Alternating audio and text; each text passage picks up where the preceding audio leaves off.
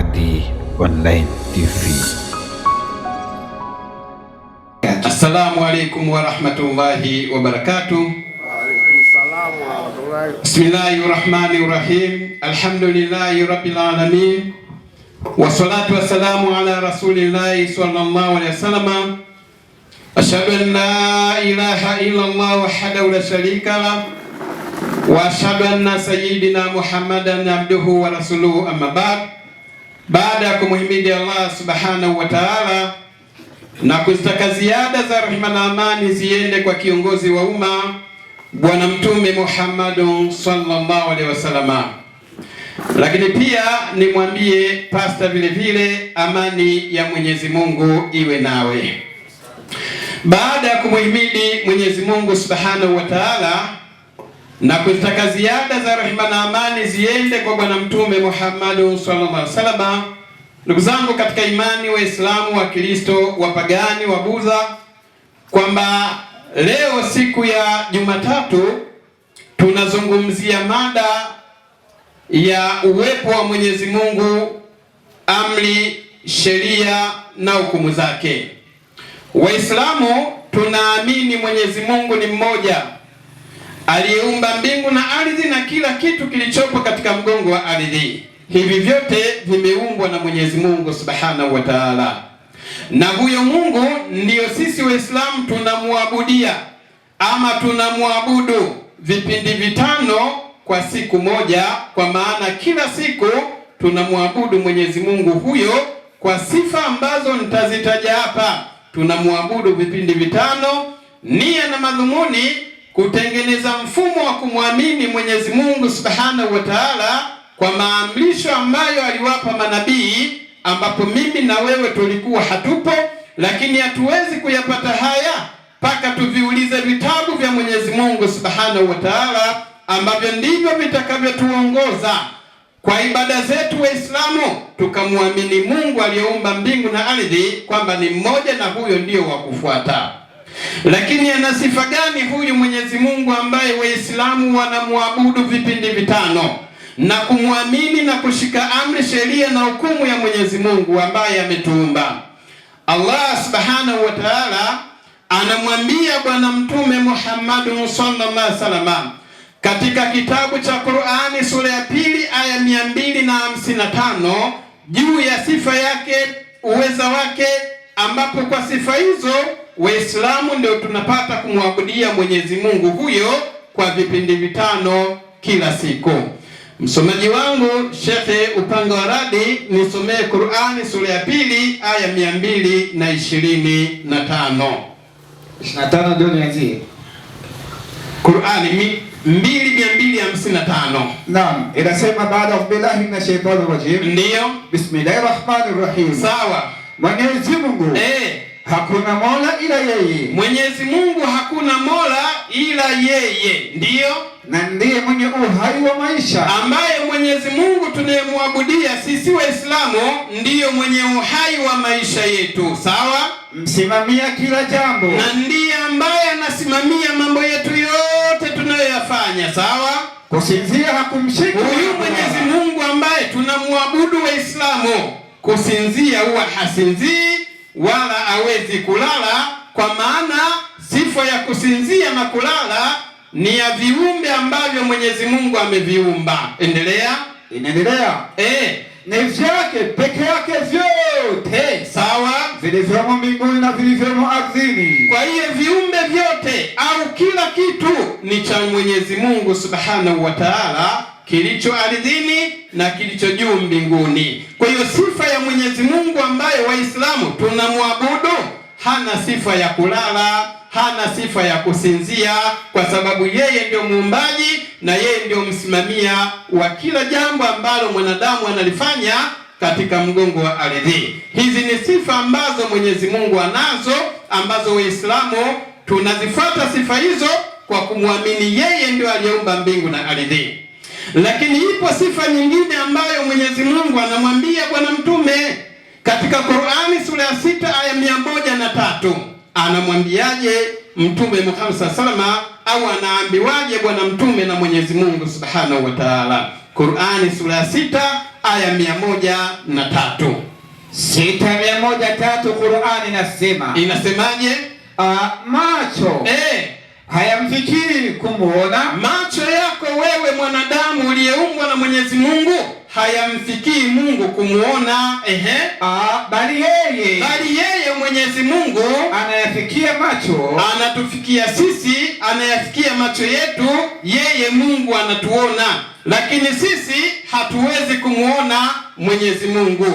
Kwa hiyo hii ni sifa ya Mwenyezi Mungu Subhanahu wa Ta'ala, ambayo Waislamu tunamwabudia vipindi 5 kwa siku. Kwa ajili ya sifa hizi tunaamini Mungu haonekani, au macho ya mwanadamu hayawezi kumuona Mwenyezi Mungu muumba mbingu na ardhi.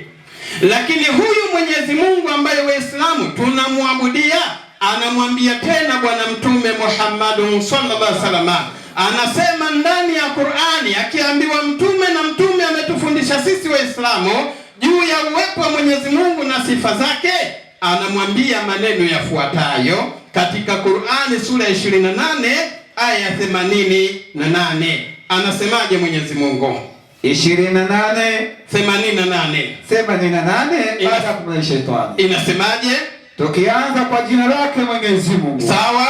Aya 88 nasema. Inasemaje? Wala usimwombe pamoja na Mwenyezi Mungu. Mwenyezi Mungu anamwambia Bwana Mtume Muhammad sallallahu alaihi wasallam, anamwambia wala usimuombe mwingine yoyote ukamfanya ni pamoja na Mwenyezi Mungu. Ndio Mungu mwingine hakuna abudiwaye kwa haki, hakuna anayepaswa kuabudiwa kwa haki ila yeye, ila Mwenyezi Mungu peke yake. Sawa. Kila kitu kitakufa. Mungu anasema kila kitu kitakufa isipokuwa yeye Mwenyezi Mungu, isipokuwa Mungu peke yake ndio hafi. Kwa hiyo ukiletewa Mungu ambaye ameishi duniani, Mungu huyu akafa, tambua huyo sio Mungu. Kwa sifa za Mungu, huyo hastahili kuwa Mungu, sababu Mungu hawezi kufa. Kila kitu kitakufa isipokuwa Mwenyezi Mungu peke yake, huyu hawezi kufa. Lakini hii ni Qur'ani. Niulize kidogo kitabu cha Biblia kwa sifa hii Mungu ambayo hawezi kufa.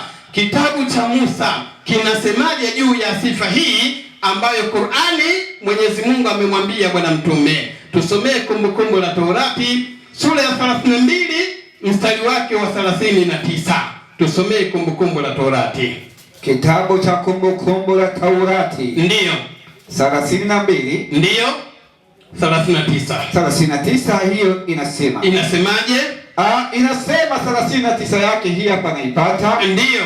Inasema hivi. Inasemaje? Fahamu sasa. Ndiyo. Ya kuwa mimi. Naam. Mimi ndiye. Sawa. Wala hapana Mungu mwingine ila mimi. Ndiyo. Naua mimi. Sawa. Naua mimi. Ndiyo. Nauhisha mimi. Ndiyo. Nimejeruhi. Ndiyo. Tena naponya. Sawa. Wala hapana awezaye kuokoa katika mkono wangu. Tulia. Haya maneno anaambiwa Nabii Musa, akiambiwa na Mwenyezi Mungu muumba mbingu na ardhi. Maneno haya yanakuja kwa Musa. Mungu anasema, fahamu sasa ya kuwa mimi ndiye, hapana Mungu mwingine ila mimi. Naua mimi, nauisha mimi, naponya mimi, najeruhi mimi, wala hakuna anayeweza kuokoka katika mikono yangu. Na Qur'ani inasema katika sura 28 aya 88, Mwenyezi Mungu anamwambia Bwana Mtume, anasema yeye Mwenyezi Mungu hawezi kufa. Maana yake kila kitu kitakufa isipokuwa Mungu hawezi kufa. Huyu ndio Mungu ambaye Waislamu tunamwabudia, ambaye Mungu hafi, bali Mungu anaua na Mungu anafufua mtu. Huyu ndio tunamwabudia sisi Waislamu. Lakini ndio Mungu ambaye Mwenyezi Mungu alimwambia Nabii Musa hivyo, akamwambia fahamu sasa ya kuwa mimi ndiye, hapana Mungu mwingine ila mimi. Naua mimi, nauisha mimi, najeruhi mimi, naponya mimi, wala hakuna anayeweza kuokoka katika mikono yangu. Kwa hiyo Mungu sifa yake, Mungu hafi.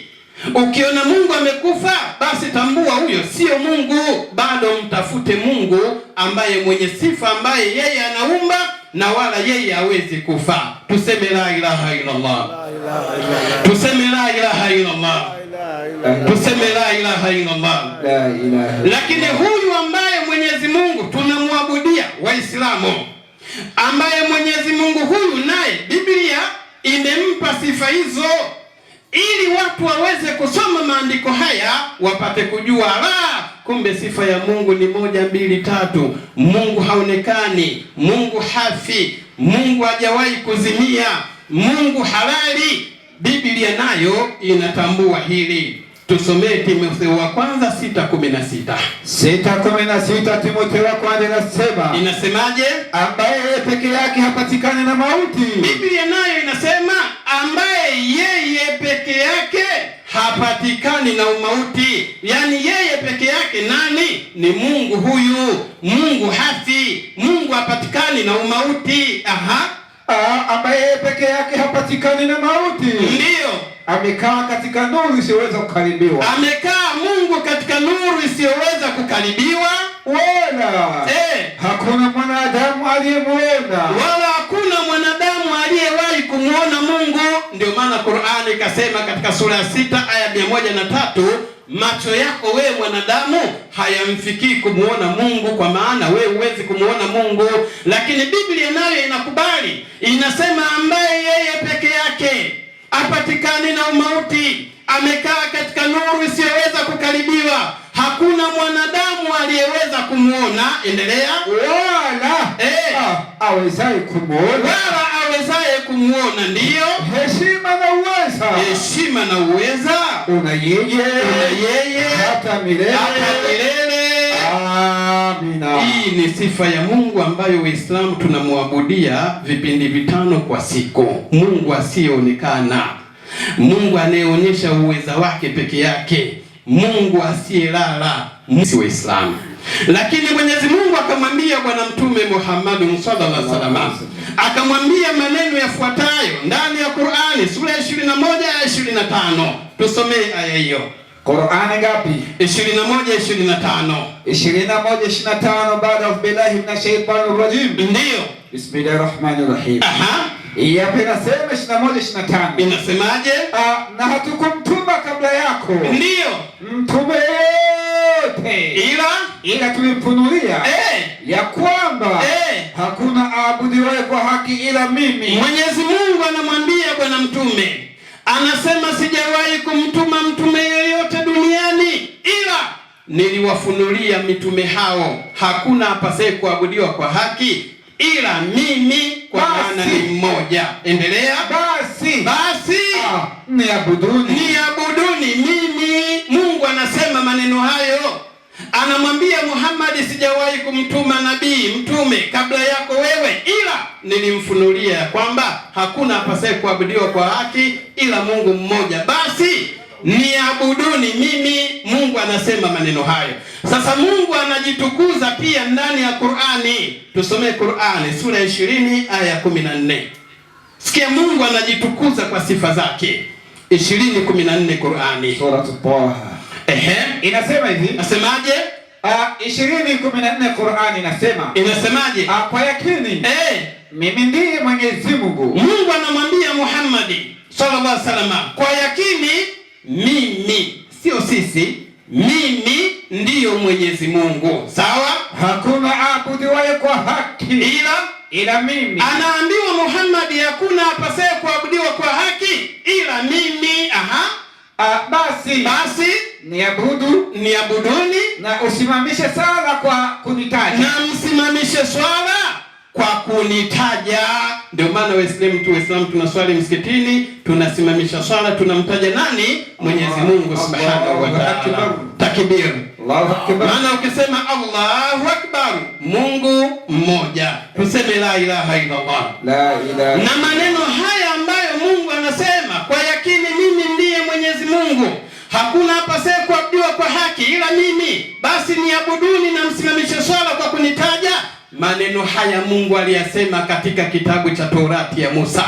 Aliambiwa Musa maneno haya. Kimsingi ukisoma maandiko utaamini ya kwamba Mungu ni mmoja, kuzaa wala kuzaliwa. Tusomee Kumbukumbu la Torati 21. Haya maneno Musa aliambiwa, na ndio maana Nabii Isa alipokuja alitukuza sheria ambayo Mungu alimpa Musa kule. Tusomee Kumbukumbu la Torati 21. Kutoka 21.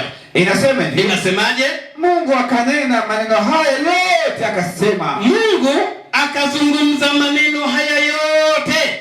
Anaambiwa Musa aliyewatoa wana wa Israeli Misri, akawapitisha katika bahari ya Shamu, akawapeleka katika mlima wa jangwa wa Sinai, akawaweka pale. Kisha Mungu anamwambia Musa, anamwambiaje? Soma. Mimi ni Bwana Mungu wako. Mungu anamwambia Musa, mimi sio sisi, mimi ni Bwana Mungu wako, niliyekutoa katika nchi ya Misri. Sawa. Katika nyumba ya utumwa. Ndiyo. Usiwe na miungu mingine ila mimi. Ndiyo. Wala usijifanyie sanamu ya kuchonga. Sawa. Wala mfano wa kitu chochote. Ndiyo. Kilicho juu mbinguni. Sawa. Wala kilicho chini duniani. Ndiyo. Wala kilicho majini chini ya nchi ya dunia. Sawa. Usivisujudie wala kuviinamia wala kuviabudia. Kwa nini? Kwa kuwa ndiyo mimi Bwana Mungu wako ndiyo ni Mungu mwenye wivu. Sawa, endelea. Nawapatiliza wana maovu zao. Ndiyo. Hata kizazi cha 3 na cha 4 ndiyo cha wanichukiao. Sawa. Nami na warehemu maelfu. Ndiyo. Elfu wanipendao. Ndiyo. Na kuzishika amri zangu. Tulia. Haya ni maneno Mungu anamwambia Nabii Musa. Maneno haya yangekuwa yanasomwa na watu vizuri, leo tungekuwa tunaamini sote Mungu kwamba ni mmoja, hakuzaa wala hakuzaliwa wala Mungu haonekani. Yangekuwa yanasomwa vizuri. Mungu anamwambia Musa, mimi ndimi Bwana Mungu wako, niliyekutoa katika nchi ya Misri, nyumba ya utumwa. Usiwe na miungu mingine ila mimi. Usijifanyie sanamu ya kuchonga mfano wa kitu chochote kilicho juu mbinguni wala hapa ardhini wala kilicho ndani ya maji. Usivitumikie wala kuvisujudia, kwa kuwa mimi Bwana Mungu wako ni Mungu mwenye wivu, na wapatiliza wana maovu ya baba zao, hata kizazi cha 3 na cha 4 cha wanichukiao. Nami na warehemu maelfu kwa maelfu wanipendao na kuzishika amri zangu. Tumsalieni Mtume. Tumsalieni Mtume.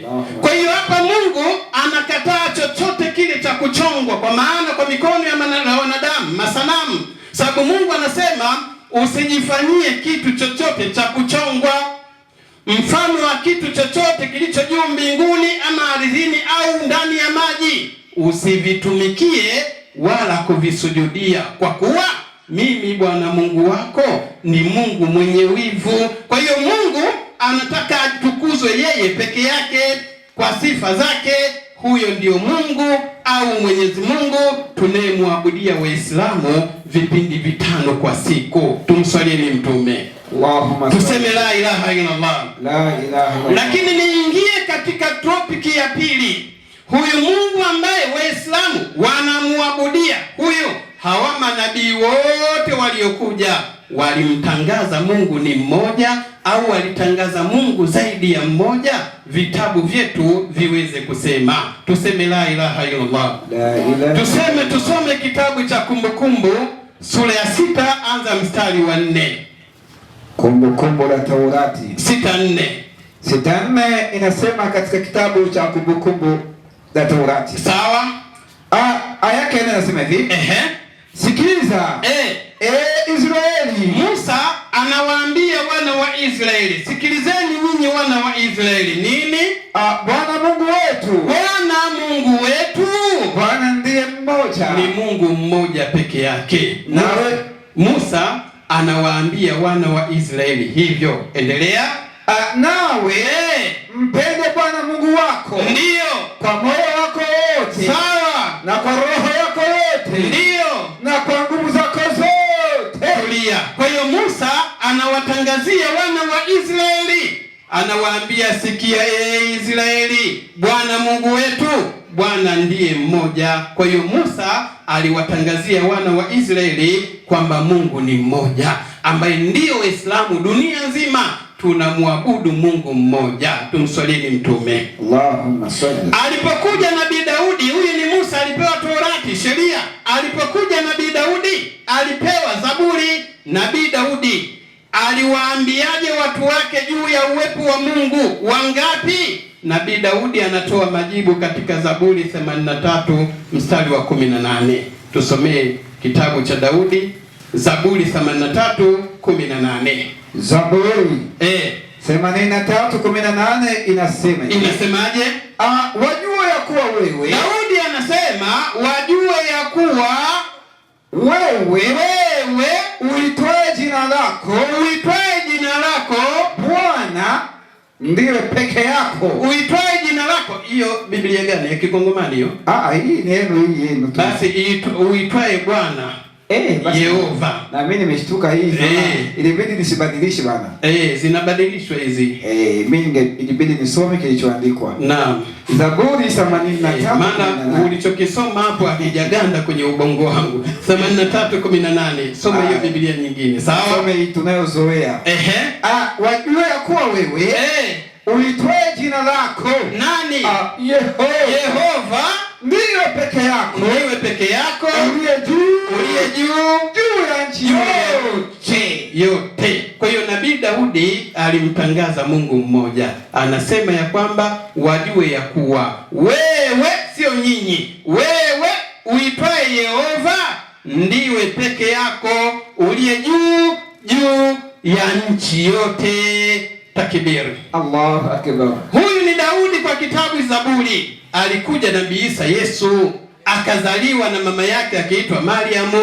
Nabii Isa Yesu, nawe tukuulize, wewe ulisema Mungu ni mmoja au wewe ni Mungu, ama uliwaambiaje wana wa Israeli kwa mafundisho ambayo Mungu alikupa? Nabii Isa naye anatamka, anasema katika kitabu cha Marko sura ya 12 mstari wake wa 28. Kitabu cha Marko. Ndiyo.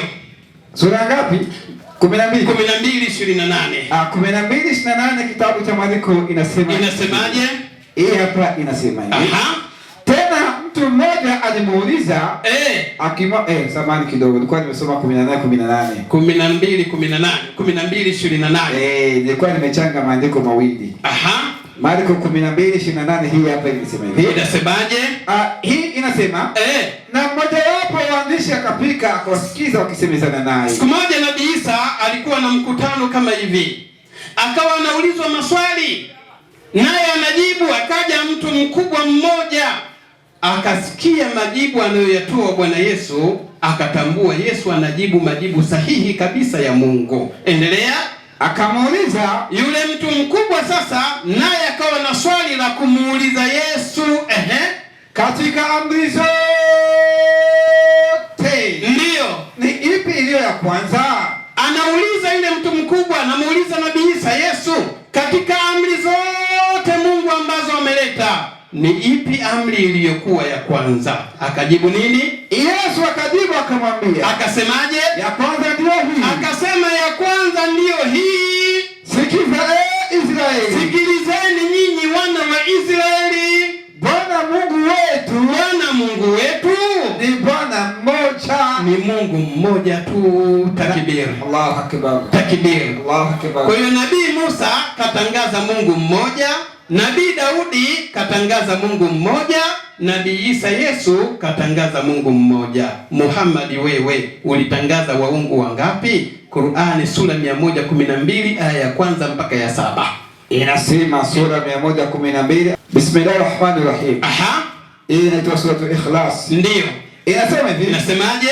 Sema wewe Muhammad, Mwenyezi Mungu ni mmoja tu. Muhammad anaambiwa na Mwenyezi Mungu, sema Muhammad uwaambie watu wako, sema waambie Mungu ni mmoja. Yeye huyo Mwenyezi Mungu ndiye anastahili kukusudiwa na viumbe wote. Ndiye anastahili kukusudiwa na viumbe vyote katika kumwomba na kumwabudu. Kwa kumuomba na kumwabudu. Hakuzaa. Mungu hakuzaa wala hakuzaliwa. hakuzaliwa na hana anayefanana naye hata mmoja, wala hakuna anayefanana naye Mungu hata mmoja. Tuseme la ilaha illa Allah. Kwa hiyo Mungu hakuna kiumbe ambacho anafanana naye. Mungu ni mmoja kwa sifa za manabii wote wamekuja kutangaza Mungu mmoja. Tumswalieni mtume. Na ndio maana watu walipomjua Mungu sasa, watu wakataka kubadili utukufu wa Mungu kwa maisha yao ya duniani. Ndio maana maandiko yakasema katika kitabu cha Warumi sura ya 1 mstari wa 21. Nisomee kitabu hicho cha Warumi. Kitabu cha Warumi 1:21 au 1:22 Warumi. Tusomee hapo kwanza. Kitabu cha Warumi 1:21. Inasemaje? Inasema hivi. Ngoja napata nukta. Hii hapa inasema. Inasemaje? 21 yake inasema. Kwa sababu walipomjua Mungu. Tazama haya maandiko, ndio maana tunasema Waislamu Mungu tunayemwabudia tuna ushahidi naye, tuna uhakika naye kwa sababu ndiyo Mungu aliyeumba mbingu na ardhi. Maandiko yanasema kwa sababu watu walipomjua Mungu wa kweli, hawakumtukuza kama ndiye Mungu. Hawakumtukuza kwamba ndiye Mungu wa kweli. Kwa nini? Wala kumshukuru kuwa huyo Mungu kwa sifa zake ndiyo wa kweli. Bali walipotea katika uzushi wao. Maandiko yanasema watu hao walipotea katika uzushi wao. Na mioyo yao yenye ujinga ikatiwa giza. Na mioyo ya watu baadhi ikatiwa giza, ambayo ni mioyo, mfasiri anasema ilitiwa ujinga. Wakijinena kuwa wenye hekima. Wao wakajinena wao ni wenye hekima. Usinisogelee mimi, ni mtu ambaye nina hekima na maneno ya Mungu. Ndiyo walipumbazika. Mungu anasema, maandiko yanasema watu hao walipumbazika. Kwa nini? Wakaubadili utukufu wa Mungu asiye na uharibifu. Wakaubadili utukufu wa Mungu ambaye Mungu utukufu wake hauna uharibifu. Kwa nini? Kwa mfano ya sura ya binadamu aliye na uharibifu. Wakamfanya Mungu kwa sura ya mwanadamu ambaye sura ya mwanadamu ina uharibifu. Sura ya Mungu haina uharibifu. Endelea. Na ya ndege wakafananisha Mungu kama ndege, na wanyama wakafananisha Mungu kama wanyama, na vitambaavyo wakafananisha Mungu kama vitambaavyo. Kwa ajili ya hayo Mungu sasa aliwaacha katika tamaa za mioyo yao. Akawaacha watu hao katika tamaa za nafsi zao za mioyo yao. Ndiyo wafuate uchafu waliojitengenezea. Ndiyo hata wakavunjiana heshima miili yao. Hata wakavunjiana watu heshima miili yao, kwa sababu walipomjua Mungu hawakumtukuza wala kumheshimu kwamba huyu ndio Mungu aliyeumba mbingu na ardhi. Wakafuata tamaa za mioyo yao. Endelea. Kwa maana walibadili kweli ya Mungu kuwa uongo. Wakabadili kweli ya Mungu ikawa ni uongo. Ndio maana dunia leo imeharibika. Wakakisujudia kiumbe na wakakiabudu kiumbe badala ya Muumba ahimidiwaye milele.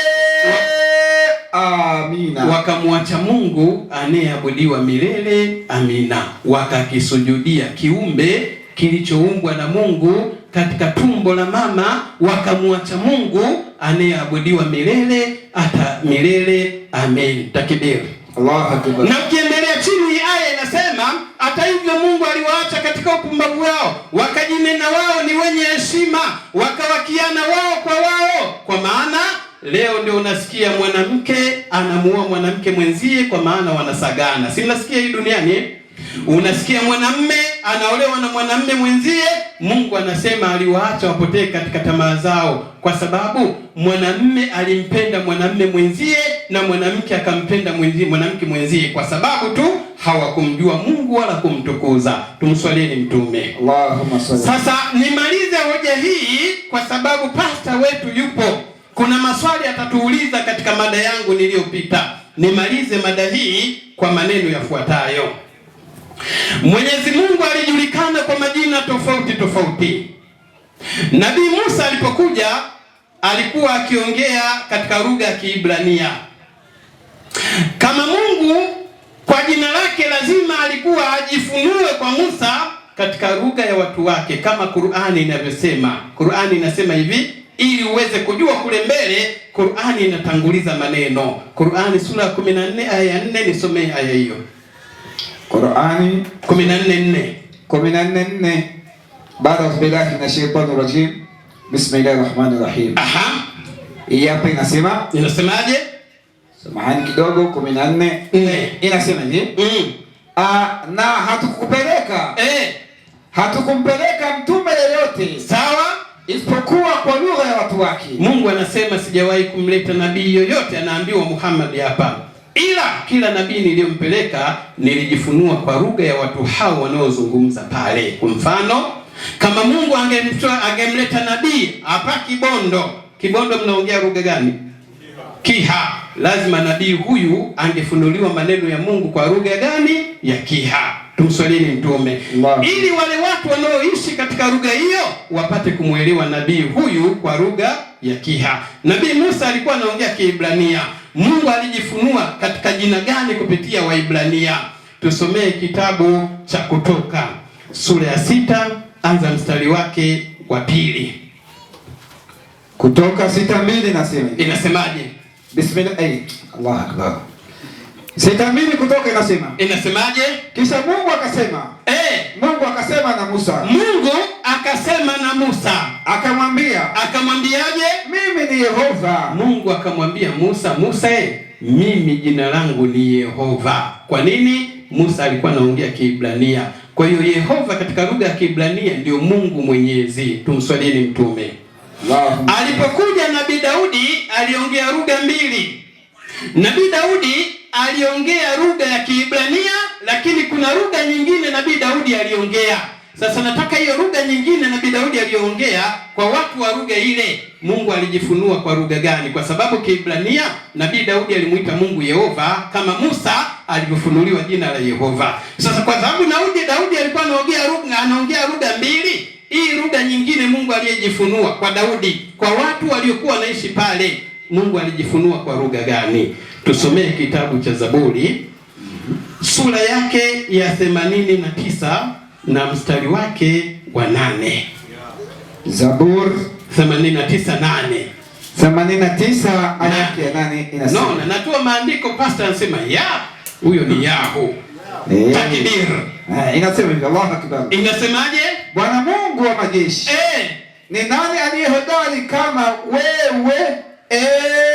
Yahu. Kwa hiyo Mungu katika lugha ya Daudi alijifunua mara mbili, kwa jina la Yehova na kwa jina la Yahu, kwa sababu aliongea Kiebrania na kuna lugha aliongea. Kulikuwa na watu wanaishi pale hawaongei lugha ya Kiebrania. Nabii Daudi aliongea lugha mbili. Kwa hiyo Nabii Daudi anasema ni nani kama wewe Yahu. Kwa hiyo kuna majina mawili, Yehova ndio Mungu, Yahu ndio Mungu. Tuseme la ilaha illallah. La ilaha illallah. Alipokuja Nabii Isa ama Yesu, Mungu alijifunua kwa lugha gani kupitia Yesu kuwafundisha wana wa Israeli wanafunzi wake?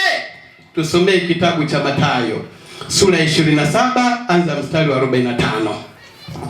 Mathayo 27:45. Maana Nabii Isa Yesu akuongea Kiebrania,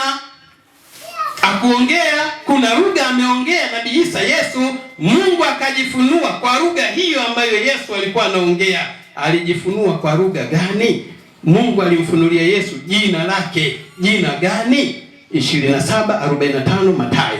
Inasema kitabu cha Mathayo 27:45 yake inasema hivi. Inasemaje? Basi tangu saa 6 ndio palikuwa na giza juu ya nchi yote. Sawa. Hata saa 9. Ndio. Na kama saa 9 Yesu akapaza sauti yake kwa Mungu akisemaje? Akisema nini? Eloi Eloi, Eloi Eloi, lama sabakitani, lama sabaktani. Yani Mungu wangu, Mungu wangu, Mungu wangu, Mungu wangu, mbona umeniacha? Mbona unaniacha? Takbir. Allahu Akbar. Kwa hiyo Yesu alifunuliwa jina la Mungu la Elohim. Ndio maana Yesu akasema Eloi Eloi lama sabaktani, Mungu wangu, Mungu wangu, mbona unaniacha? Tumswalini Mtume. Allahumma salli. Sasa alipokuja Nabii Muhammad sallallahu alaihi wasallam, akuongea Kiebrania wala akuongea ile lugha nyingine ambayo Daudi alikuwa anaongea, wala akuongea Kiaramaiki ambacho Yesu aliongea. Nabii Muhammad aliongea Kiarabu. Sasa katika lugha ya Kiarabu Mungu alijifunua kwa jina gani? Tusomee Qur'ani sura ya 17 aya 110. Qur'ani 17:110 inasema hivi. Inasemaje? Baada billahi minash shaitani rajim. Rahmanir rahim. Ndio. Sema muombeni Mwenyezi Mungu. Muhammad anaambiwa na Mwenyezi Mungu, Muhammad sema waambie watu wamuombe Mwenyezi Mungu, waniombe mimi.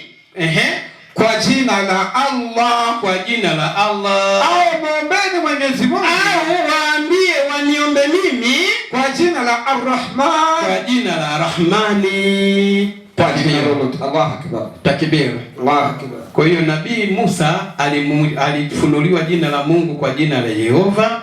Nabii Daudi akafunuliwa jina la Mungu kwa jina la Yahu. Nabii Isa Yesu alifunuliwa jina la Mungu kwa jina la Elohimu. Nabii Muhammad alifunuliwa jina la Mungu kwa jina la Allah au Rahmani. Allahu akbar, Allahu akbar, Allahu akbar. Kwa nini?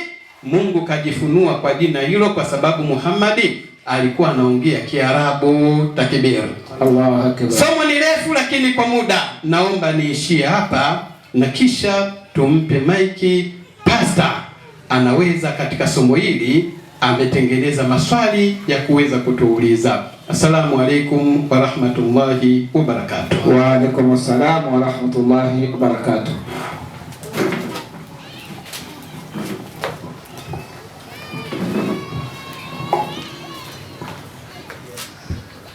Asante baba. Umetumia dakika ngapi? Umetumia dakika ngapi? Saa moja.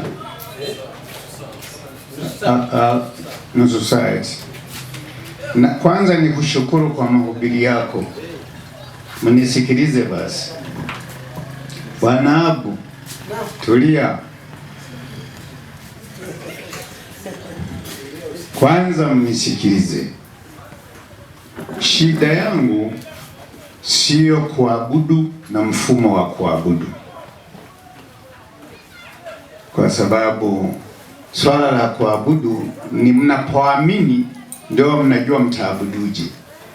Kwa hiyo mimi swala hilo sina swala nalo. La kwanza hilo. Halafu la pili, swala kwamba Mungu ni mmoja sina swali nalo, sababu nitauliza kitu gani? Maana umehubiri na nitakwambia umehubiri nini.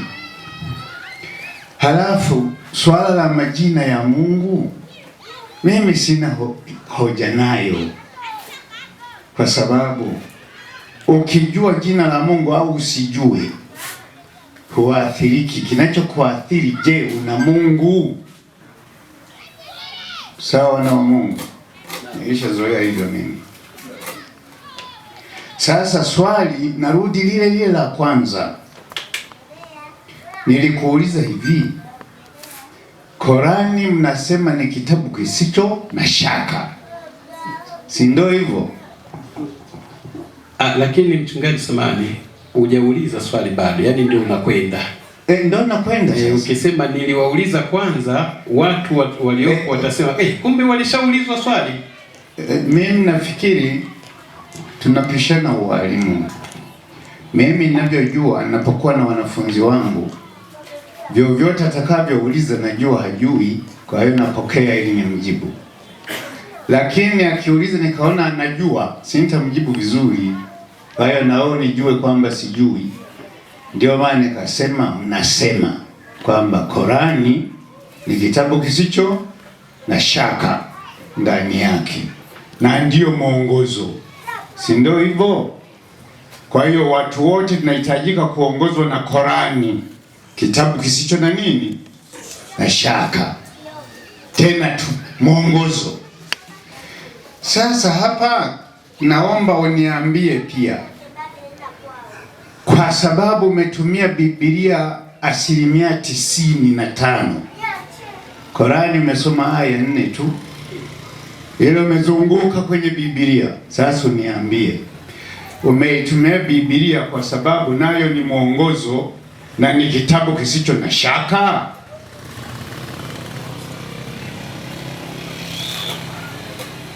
Swali langu ndio hilo, ili na mimi sasa niendelee mbele. Haya, yolete, kwa sababu mwalimu atatumia maandiko kujibu. Inshallah, upanga wa radi.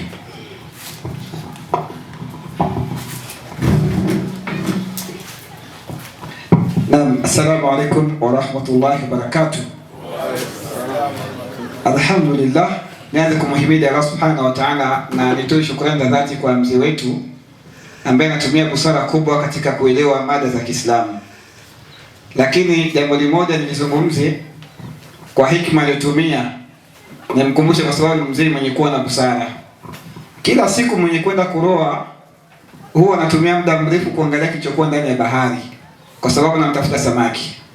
Na ikiwa atasema kwamba Sheikh atumia muda mrefu kusoma Biblia, ni kwa faida yake ili apate kuelewa kwamba wanachokiamini Uislamu hatuna nacho shaka. Ndio maana swali ambalo alitengeneza sisi, naona kwamba ni swali ambalo sisi ndio tungemuuliza, na lakini mimi nilikuwa naomba Sheikh, kwa sababu ilikuwa kujibu swali na lugha yangu siachane na mzee, labda kidogo ningemuomba ili nukta alirudi tena kabisa ili nijitiki vizuri. Ningeomba msogezee maiki kidogo arudie. Alirudie ili nipate sawa sawa kumsikia katika tafsiri yake. Na mzee, hilo tu swali kisu tutengeneze. Nimeuliza hivi. Naam. Qur'ani ni kitabu kisicho na shaka. Kweli kabisa. Halafu ni mwongozo, kwamba sisi wote tunahitajika sasa kufuata Qur'ani ili tuongozwe. Ndio nikauliza, huyu mtu ametumia 95% maandiko ya Biblia. Sawa. Ametoa aya 4 tu kwenye Qur'ani. Basi. Haya.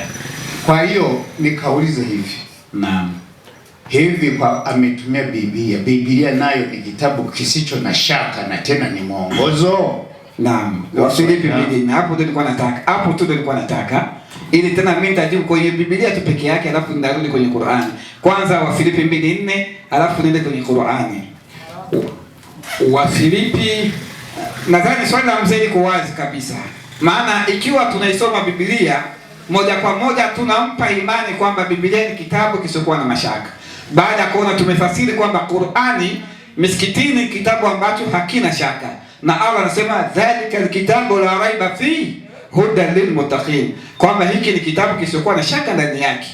Ndio mzee anaona kwamba ikiwa Qur'ani mnaamini kwamba haina shaka, huku kwenda kusoma Biblia nayo mnaamini kwamba haina shaka, mpaka mwalimu wako aje achague tu mada mpaka kwenye Biblia. Msomee Waefeso 2:4. Wafilipi? Wafilipi 2:4. Wafilipi 2:4 inasema. Ndio. Naisoma kama ilivyo. Naam. Kila mtu asiangalie mambo yake mwenyewe. Unaona, hii ni tahadhari na onyo la Biblia.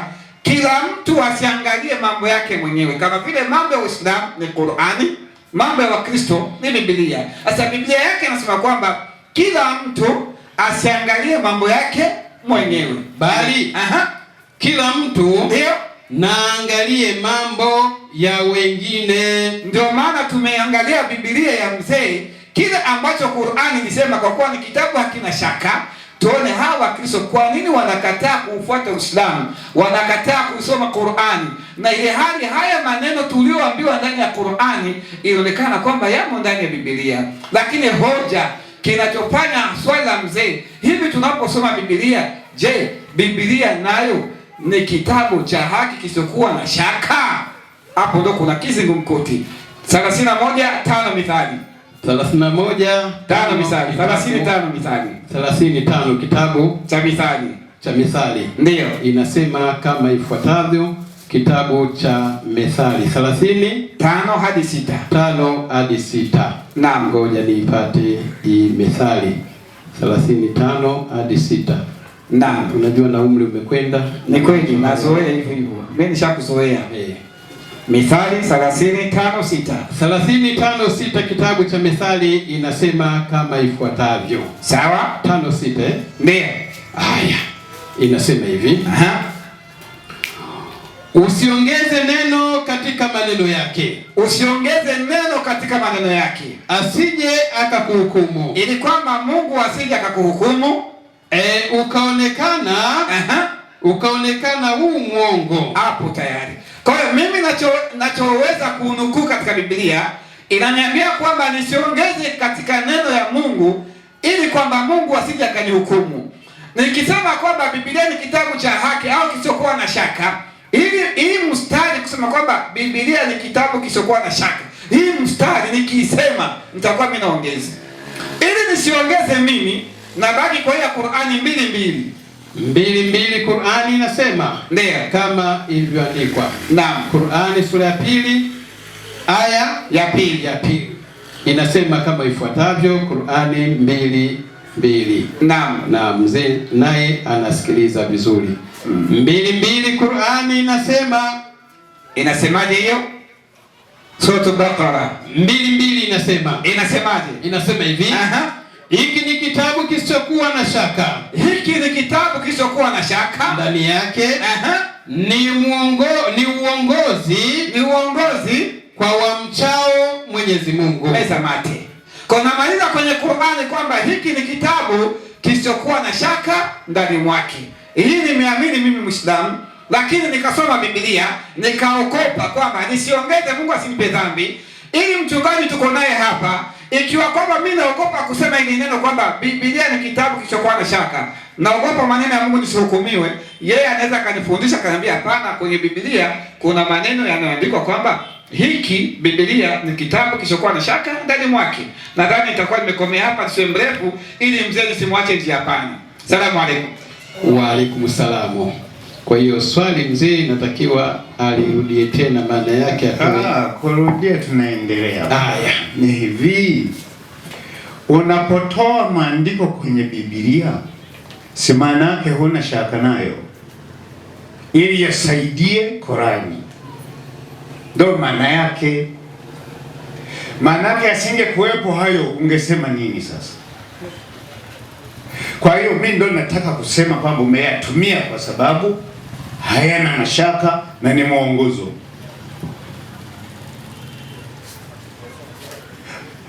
Hivi wewe si polisi ndugu yangu? Ngoja, ulikuwa polisi. Tukiwa pale tunahitaji ushahidi na mashahidi. Na atakayeleta mashahidi si lazima wawe wasio na mashaka. Sasa umeitumia Biblia 95% ili uniaminishe kwamba hayo nayo yasema hayana mashaka sawa sawa na Qur'ani inavyosema. Kwa hiyo kwako ni kukiri tu kwamba Biblia pia ni kitabu kisicho na mashaka na ni mwongozo, ili niyashike yale sasa nianze kuongozwa nihamie kwenye Uislamu.